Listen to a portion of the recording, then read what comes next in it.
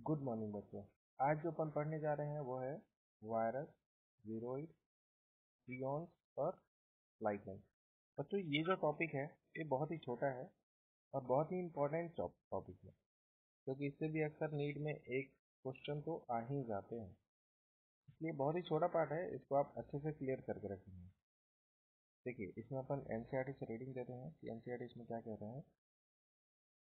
हमें पता है कि व्हिटेकर के 5 किंगडम क्लासिफिकेशन में कुछ ए सेलुलर ऑर्गेनिज्म जैसे कि वायरस, विरोइड और प्रियॉन और लाइकेन का कोई वर्णन नहीं किया गया है। हम सभी को पता है कि हम सभी कभी न कभी तो कॉमन कोल्ड फ्लू से पीड़ित होते हैं। क्या आप जानते हैं कि इनका वायरस हमें कैसे इफेक्ट करता है? वायरस को क्लासिफिकेशन में कोई स्थान नहीं मिला। वायरस को क्लासिफिकेशन में कोई स्थान नहीं मिला। क्यों नहीं मिला? क्योंकि ये ट्रू लिविंग नहीं थे। वायरस जो थे वो ट्रू लिविंग नहीं थे, इसलिए इनको क्लासिफिकेशन में कोई स्थान नहीं मिला। वायरस जो होते हैं वो नॉन सेलुलर ऑर्गेनिज्म होते हैं। वायरस लिविंग सेल के बाहर वायरस जो होते हैं लिविंग सेल के बाहर जो होते हैं वो इनर्ट क्रिस्टलाइन स्ट्रक्चर के रूप में होते हैं। लिविंग सेल के बाहर एक किस फॉर्म में होते हैं? इनर्ट क्रिस्टलाइन स्ट्रक्चर के रूप में होते हैं। यहाँ पर दो वायरस का डायग्राम दे रखा है। एक तो होता है टोमैकोबैक वायरस का डायग्राम दे रखा है, दूसरा होता है बैक्टीरियोफेज का डायग्राम दे रखा है। ठीक है, नेक्स्ट हम पढ़ते हैं कि एनसीईआरटी क्या बोलता है। नेक्स्ट बोलता है कि वायरसेस जब किसी सेल को इफेक्ट करते हैं तो वो होस्ट सेल की मशीनरी को उपयोग अपने को रेप्लिकेट करने में करते हैं और होस्ट को मार देते हैं। ठीक है, इसलिए आप वायरस को लिविंग कहेंगे या नॉन लिविंग? एनसीईआरटी आपसे ये पूछती है कि आप वायरस को क्या बोलेंगे, लिविंग बोलेंगे या नॉन लिविंग? वायरस क्या करते हैं? तो ये क्या करते हैं, जब किसी सेल को इफेक्ट करते हैं तो होस्ट सेल की मशीनरी का उपयोग जो है अपने को रेप्लिकेट करने में करते हैं। ठीक है, अब देखिए वायरस का अर्थ क्या होता है। वायरस का यदि हम लोग अर्थ की बात करें तो होता है वेनम या पॉइजनस फ्लूइड। क्या होता है? वेनम या पॉइजनस फ्लूइड। सबसे पहले पास्टर डीजे इवानोवस्की 1892 में इन्होंने तंबाकू मोजेक डिजीज करने वाले ऑर्गेनिज्म को पहचाना था, उसे ही वायरस टर्म दिया था। सबसे पहले वैज्ञानिक का नाम कौन हो गया? Pastor DJ Ivanovsky. ठीक है, ये सबसे पहले वैज्ञानिक का नाम था।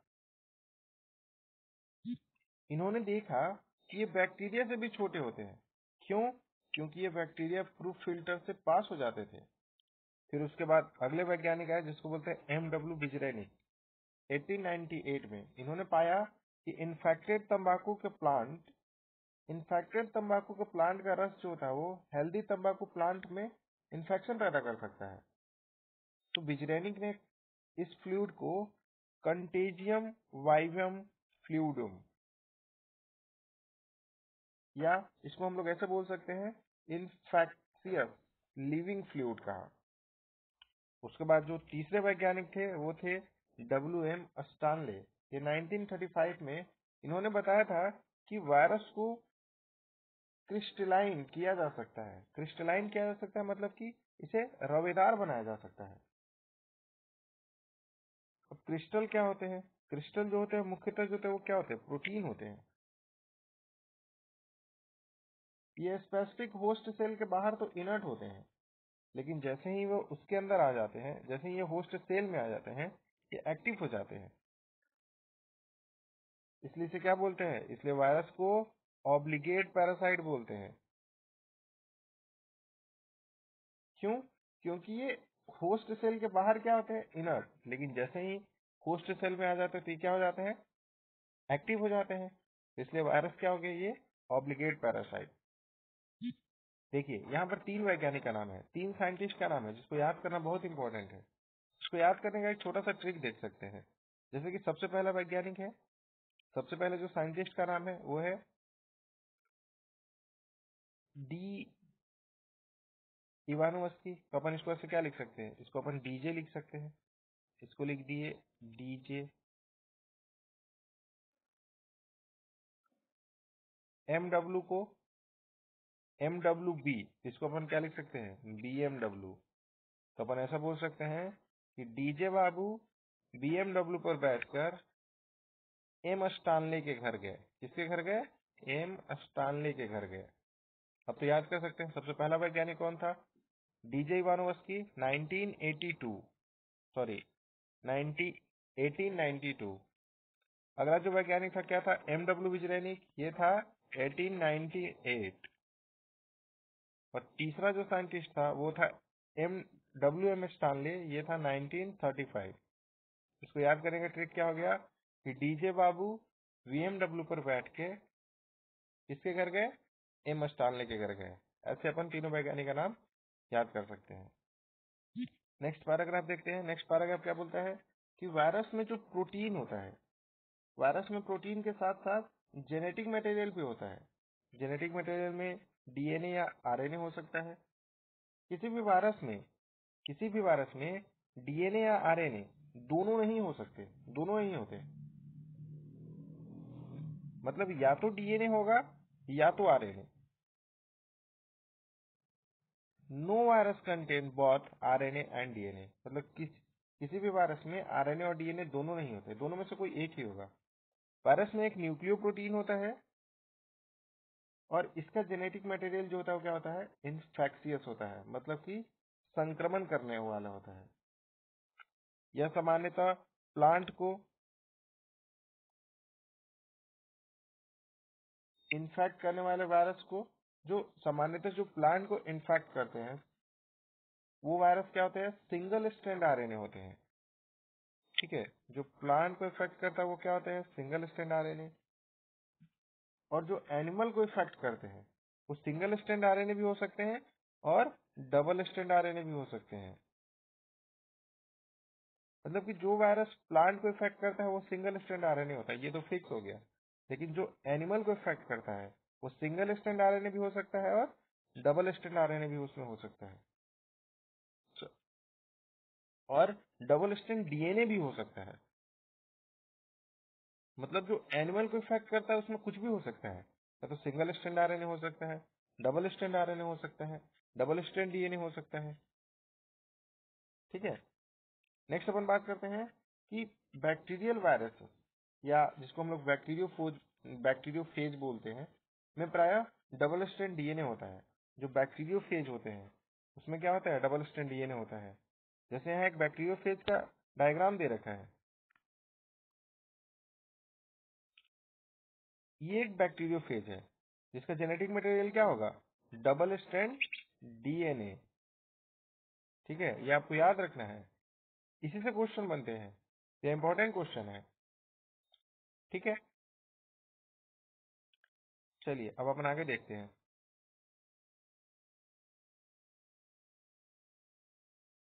अब क्वेश्चन आता है कि ये बैक्टीरियोफेज क्या है? तो बैक्टीरिया पर इन्फेक्शन करने वाले वायरस को ही बैक्टीरियोफेज कहते हैं। अब जो बैक्टीरिया को इन्फेक्ट करता है जो वायरस, उसे हम लोग क्या बोलते हैं? बैक्टीरियोफेज बोलते हैं। चलिए अब आगे देखते हैं। आगे क्या लिखा है कि प्रोटीन कोट को हम लोग क्या बोलते हैं? कैप्सिड कहते हैं, जो न्यूक्लिक एसिड को प्रोटेक्ट करता है। प्रोटीन कोट को क्या बोलते हैं? कैप्सिड बोलते हैं। जो स्मॉल सब यूनिट से मिलकर बना होता है उसको हम लोग कैप्सोमियर को बोलते हैं। और ये सब मिलके किसको प्रोटेक्ट करते हैं? ये सब न्यूक्लिक एसिड को प्रोटेक्ट करते हैं। ठीक है, हम लोग पहले ही पढ़ चुके हैं कि कैप्सिड जो होता है वो छोटे छोटे सब यूनिट से मिलकर बना होता है, जिसे हम लोग क्या बोलते हैं? कैप्सोमियर। अब वो जो कैप्सोमियर होते हैं वो हेलिकल, कैप्सोमियर जो होते हैं वो क्या होते हैं? हेलिकल या पॉलीहेड्रल जियोमेट्रिक फॉर्म में अरेंज रहते हैं। वायरस से मम्स, स्मॉल पॉक्स, हर्पीस और इन्फ्लुएंजा नामक रोग होते हैं। मनुष्य में एड्स भी वायरस के द्वारा होता है। मनुष्य में एड्स भी वायरस के द्वारा होता है। प्लांट में भी सिम्टम हो सकते हैं, जैसे mosaic formation, leaf rolling, curling, allowing या वैन क्लियरिंग, ड्वार्फिंग या स्टंट ग्रोथ। ये सब क्या होते हैं? लीफ में होने वाले डिजीज है, मतलब कि प्लांट में होने वाले ये सब डिजीज है।